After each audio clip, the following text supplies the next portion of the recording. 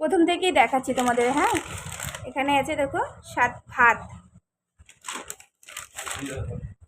ভাতের পরে এই দেখো এটা হলো চিকেন, লাল লাল কষা কষা চিকেন। আর এখানে আছে পটল ভাজা, এটা হলো ডাল,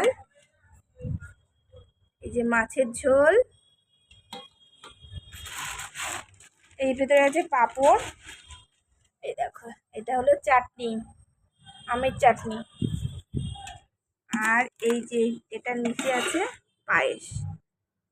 তো আজকে এটাই ছিল আমার বাবুর মেনু জন্মদিনের। তোমাদের কেমন লাগলো সবাই বলো। প্রতি বছর এর থেকে একটু বেশি বড় করি, কিন্তু এবছর সামান্য করেছি। তোমাদের কেমন লাগলো বলো। আর সবাই আমার বাবুর জন্য প্রার্থনা করো, ওই জন্য অনেক ভালো মনের একটা মানুষ হতে পারে। তো টাটা।